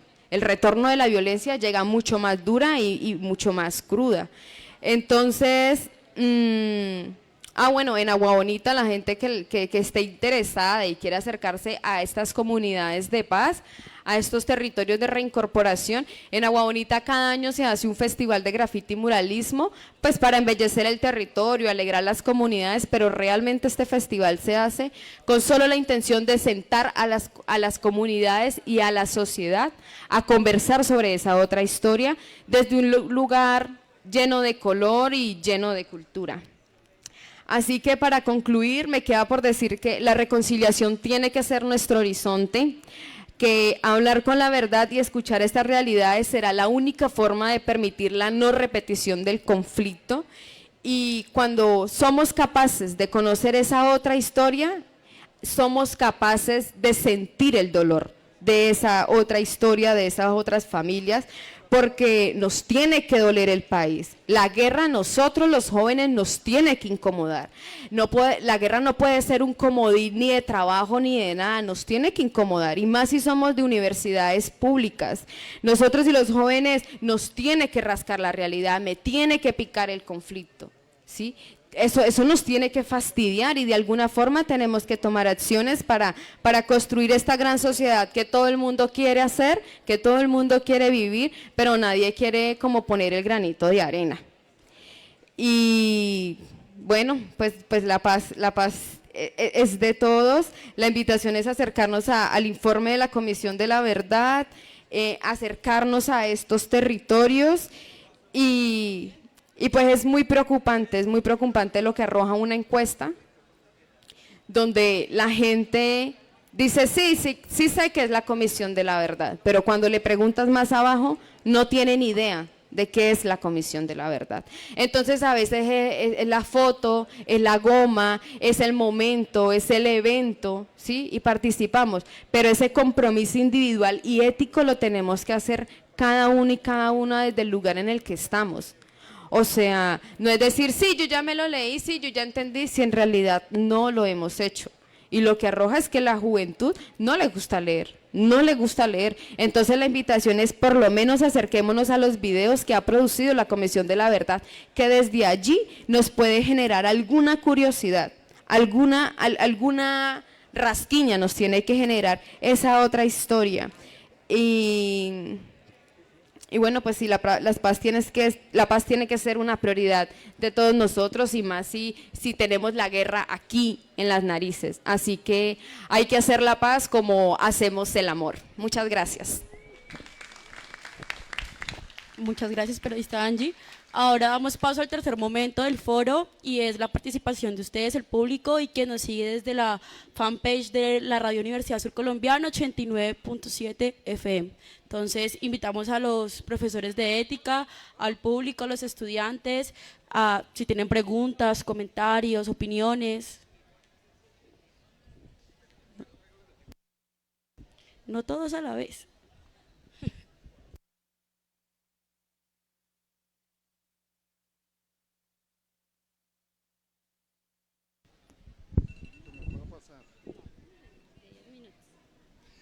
Buenas tardes. Bueno, la baja asistencia me daría a entender que le tenemos miedo a la verdad. ¿Ustedes qué dicen? ¿Le tenemos miedo a la verdad? Pareciera, ¿no?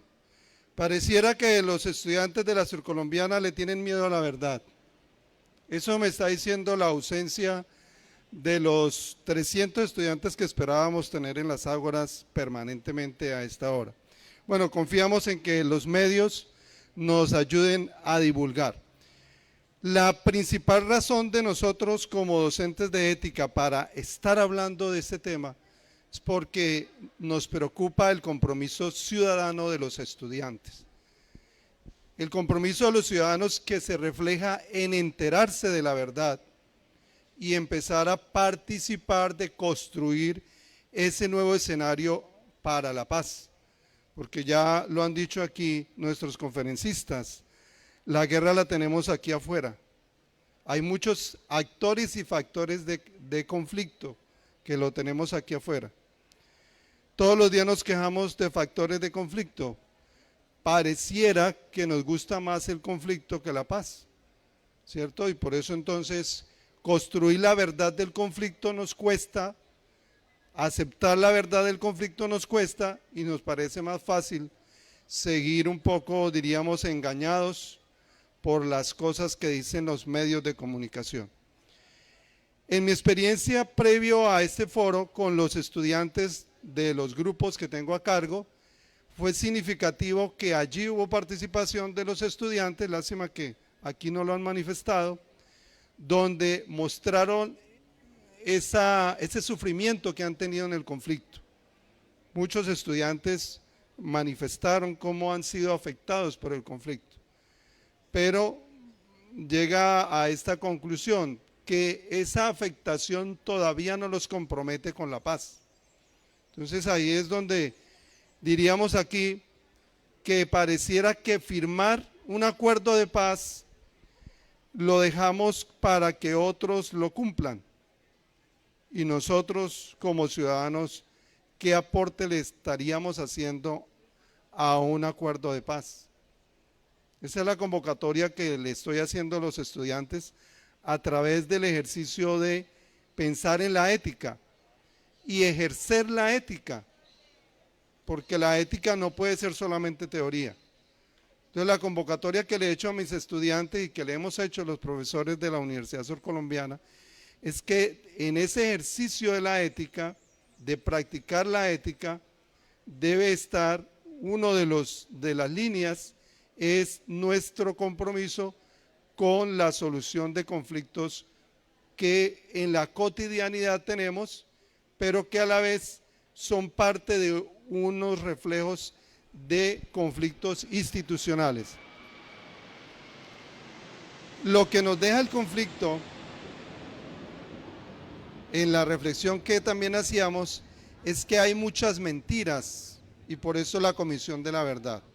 Por eso el esfuerzo que han hecho los que han estado haciendo parte de esa comisión. Y es tan importante los resultados de la Comisión de la Verdad que no solamente nos tiene que asombrar, sino que nos tiene que comprometer. Los recursos que se han gastado en el conflicto, dicen algunos, pudiéramos tener recursos para no tener deuda externa, pero pareciera que entre más conflicto, más crece la deuda externa. Y eso es parte también de una realidad que nosotros los ciudadanos tenemos que asumir. Si disminuimos el conflicto, la situación económica del país podría tener otras orientaciones. Pero aquí venimos gobernando a nombre de la guerra y a nombre de la paz hace muchos años, desgastando una cantidad de recursos que los ciudadanos nos quejamos todos los días de las condiciones económicas, pero no hacemos nada para transformar. Y ahí es donde está la convocatoria a ser ciudadanos activos en cualquiera de estos procesos que nos ayudan a construir paz. Y esa es la invitación que les quiero dejar.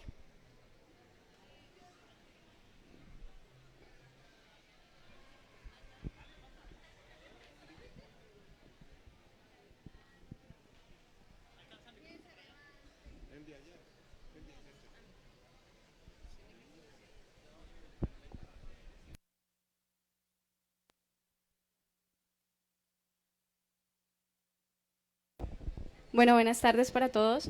Quería hacerles como una pequeña pregunta, y es que a través de lo que hemos escuchado, de lo que ustedes nos han dicho, nos han intentado o nos han enseñado a tener conciencia y, como decía la compañera, a que la violencia nos duela y que tengamos y que influyamos de cierta manera a hacer ciertos cambios, ¿no? A que nos duela el país de manera local y de manera nacional. Mi pregunta es, esto es cierto, ¿sí? Pero entonces, ¿qué acciones ustedes recomendarían a los estudiantes y a la gente del común, o en este caso pues a nosotros en un ambiente universitario, qué acciones podríamos tomar para hacer ese cambio, que no simplemente nos duela y que nos dicen debemos de hacer algo, tenemos que hacer algo, pero ¿qué hacemos? ¿Cómo sería ese aporte que nosotros podríamos hacer en nuestra sociedad, en nuestra comunidad, como estudiantes y como personas del común? No sé, esa es mi pregunta. Gracias.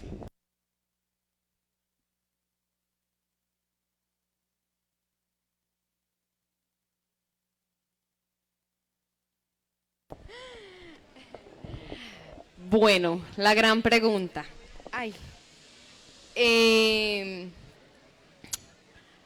Lo digo como yo, como estudiante, desde mi experiencia, que yo siempre decía, sí, la gente habla muy bonito en Ágoras, pero no hace mucho. Yo en algún momento hacía esos comentarios. Y lo que hice fue, desde el escenario académico, enfocar mi trabajo de tesis, mi trabajo de grado, mi modalidad de grado, hacia esos temas, hacia los temas de conflicto, hacia el territorio donde pudiese llegar a conocer esta población.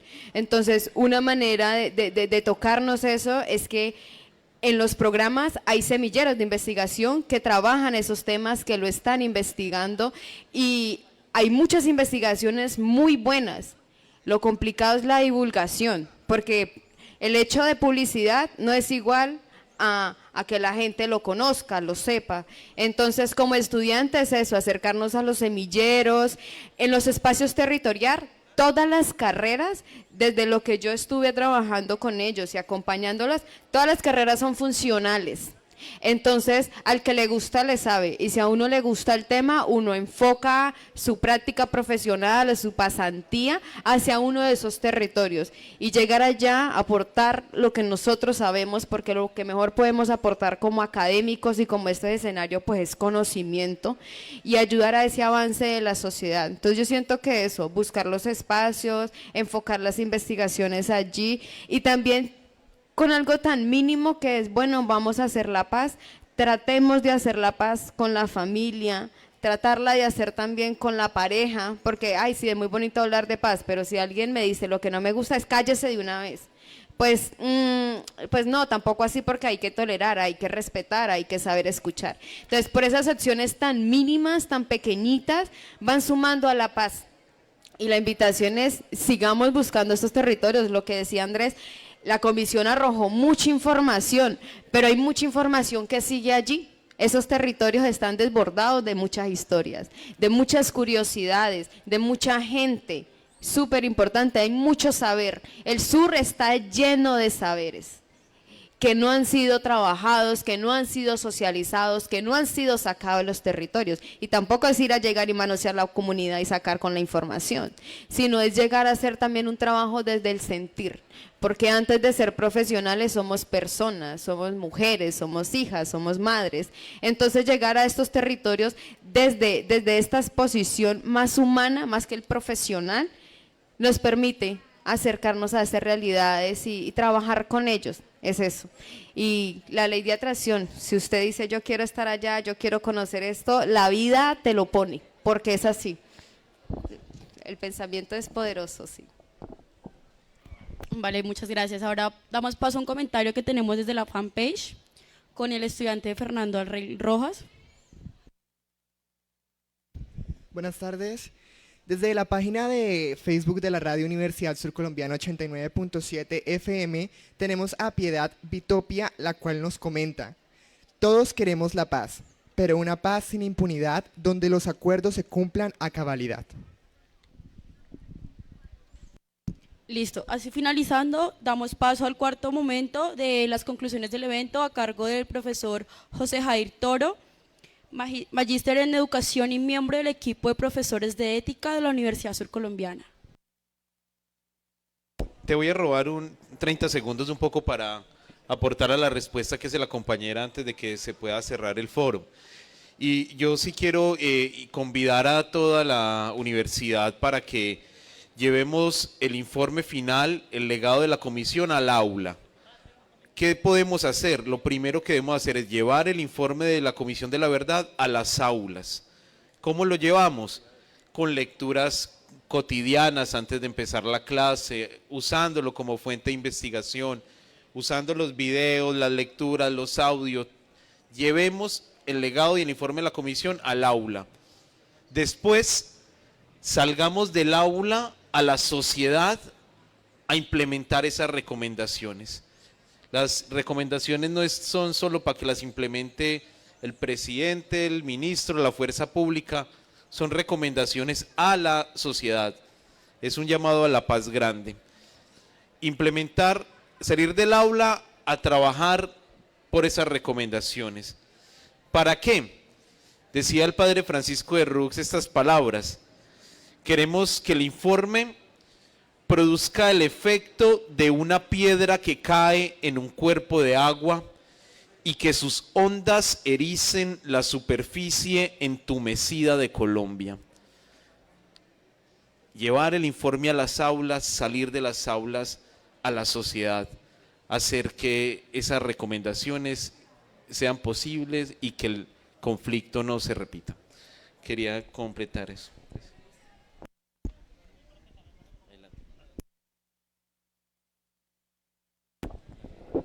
Bien, a todos y a todas, muy buenas tardes, y de verdad muchas gracias por haber asistido y por permanecer aquí con nosotros, escuchando de todas estas verdades, todas estas reflexiones que han hecho nuestros compañeros en este momento. Yo quiero aprovechar esas enseñanzas que me han dejado últimamente mis estudiantes en el curso de ética, a partir de una reflexión de un trabajo hecho por una escritora que me entusiasma cada vez que hay estos encuentros, Olga Belmonte. Y hay un capítulo muy importante que se llama Resistencia ética. Resistencia ética. Resistencia a, que va en la respuesta, no sé, se me fue la compañera, ¿cierto?, que preguntaba, ¿y qué hacemos? Se pueden hacer cosas muy sencillas, sin necesidad de complicarse la vida. Ya Angie nos daba algunos consejos partiendo de su experiencia y partiendo de su práctica. Hay que resistir a la barbarie. Hay que hacer resistencia a los victimarios, que pueden tener muchos nombres. Papá, hay muchos padres de familia que son violentos, ¿cierto?, que maltratan a las mamás nuestras, y en esos hogares todo el mundo calla, porque es el último que da la palabra. Ahí podemos comenzar a hacer el ejercicio, ¿cierto?, de esa resistencia ética, porque lo que hace mi padre está mal, que es golpear, por ejemplo, a mi madre, o porque está mal, por ejemplo, que golpee a mis hermanos o que me golpee a mí o que golpee a las hermanas.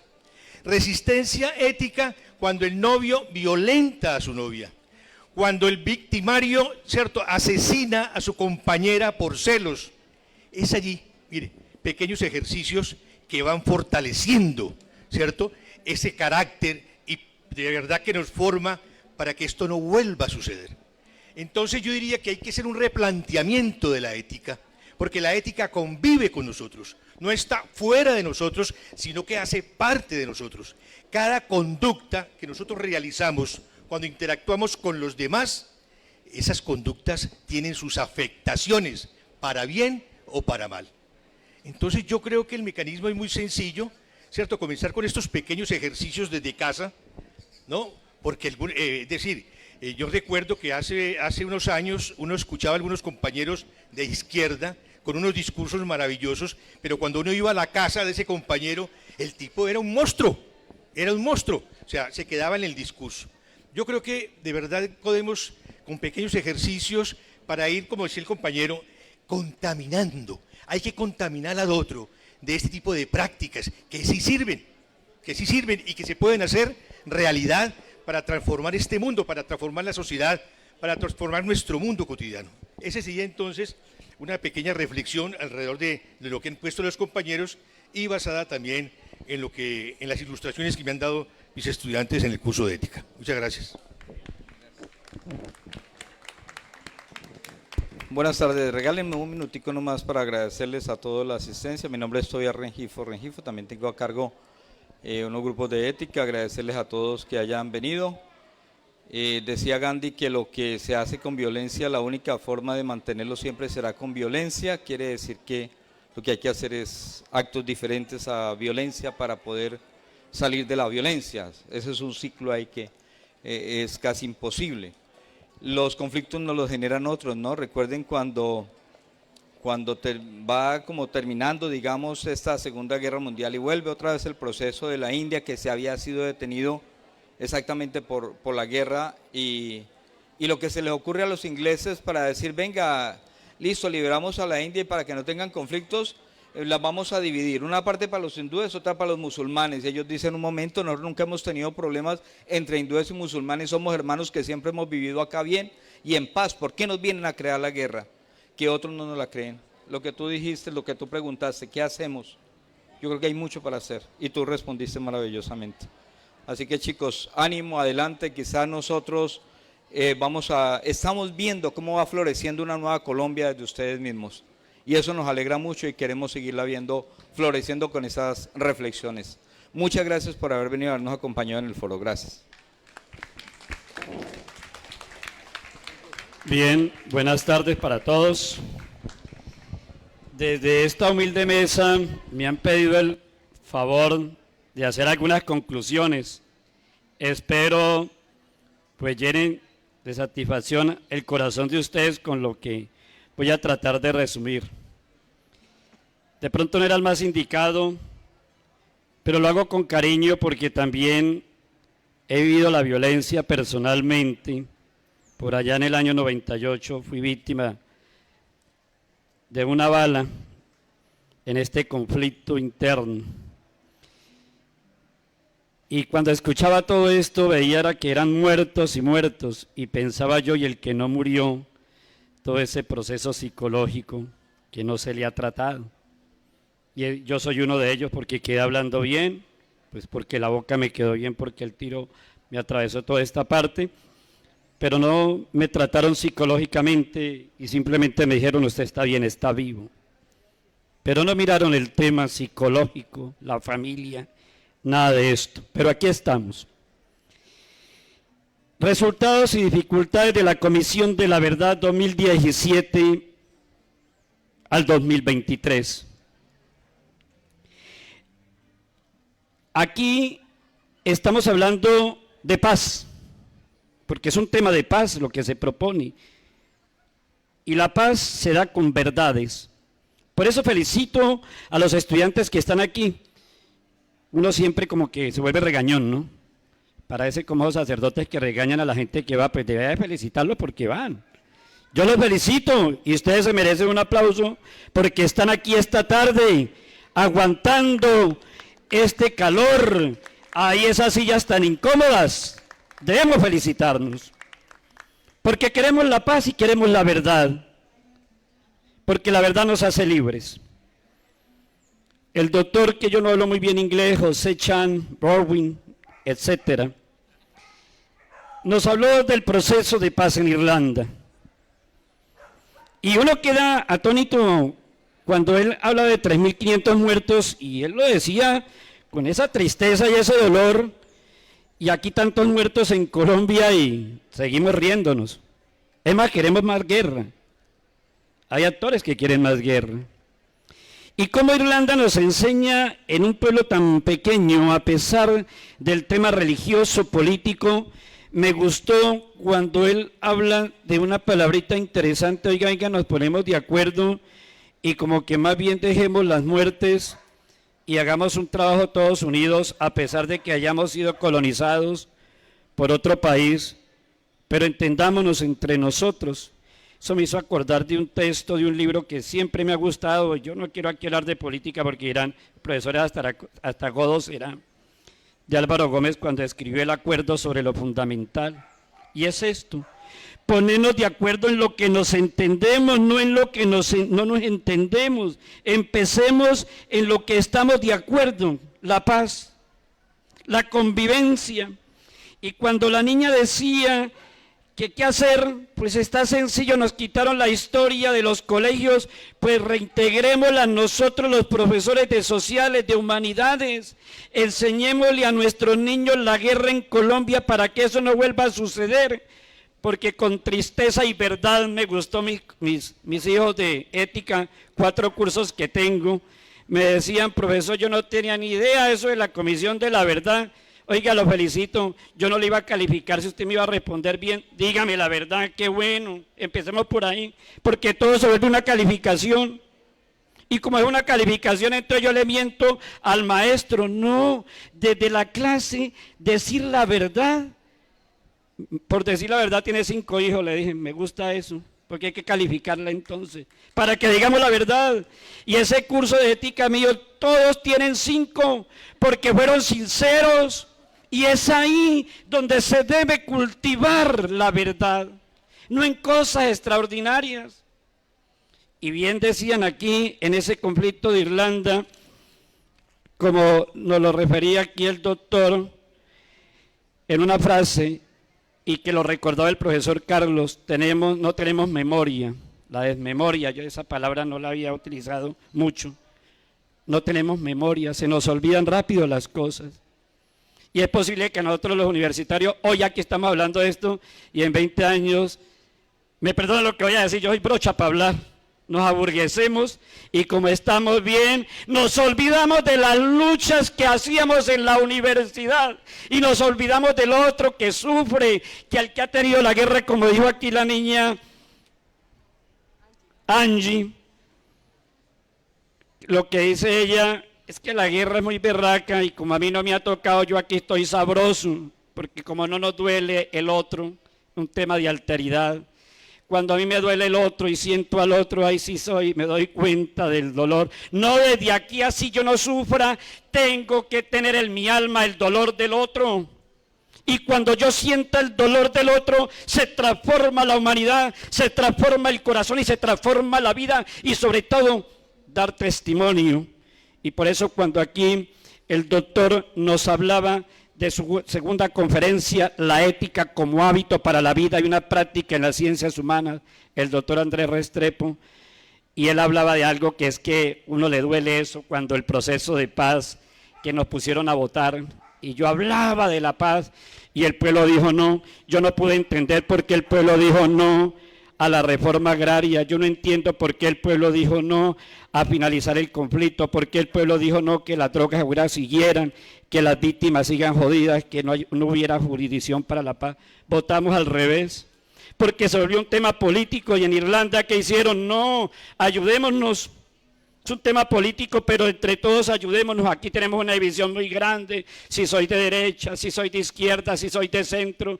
Nos politizaron y nos olvidamos que somos seres humanos políticos, pero para el servicio común.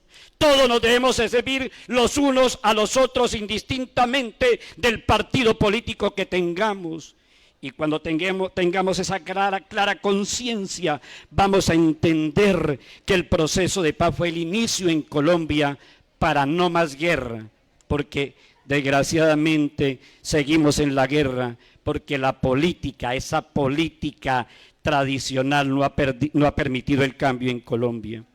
Ejemplo, doctor, que nos dan ustedes los irlandeses, para nosotros los colombianos, de que a pesar de que tengamos diferencias religiosas, políticas, económicas, hayan logrado la paz y que le duelan 3.500 muertos.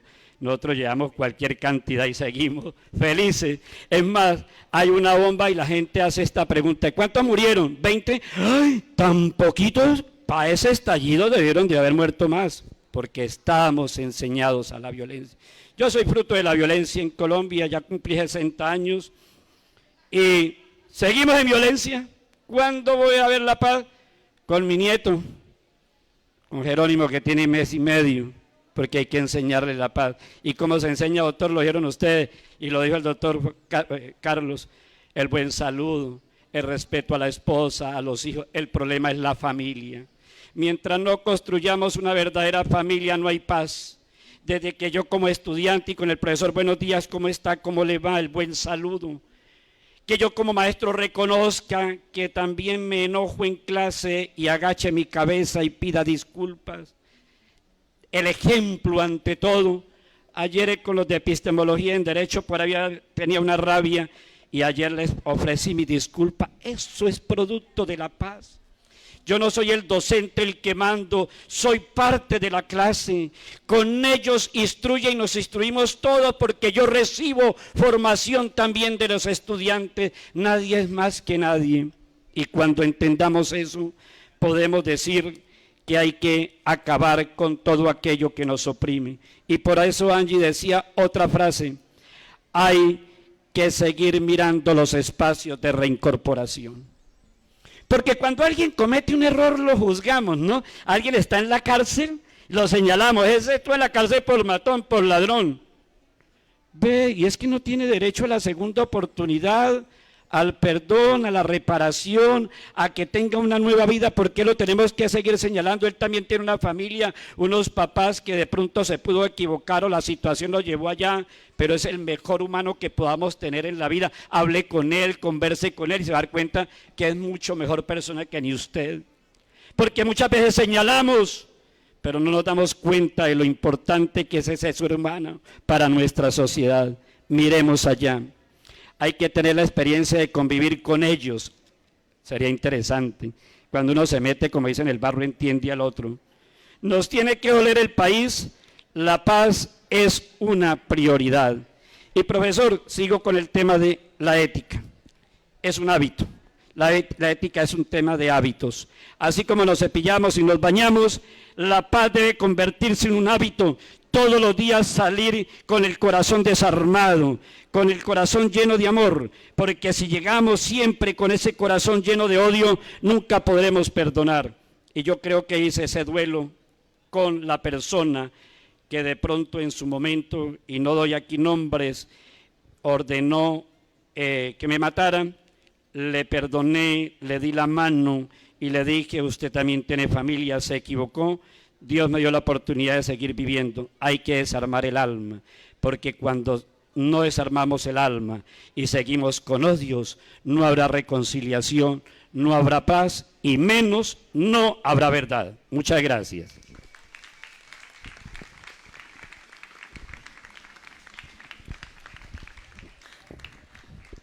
Muchas gracias, profe Jair.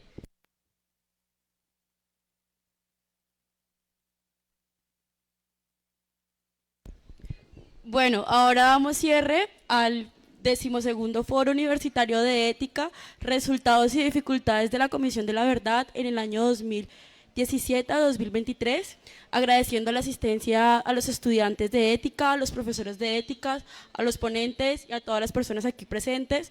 También invitándoles a que sigan con la participación en la programación del primer Congreso Internacional de Ciencias Sociales, Territorialidades y Humanidades y con el tercer encuentro de investigación en Ciencias Sociales y Humanas, organizado por el Centro de Investigación Social de la Facultad de Ciencias Sociales y Humanas.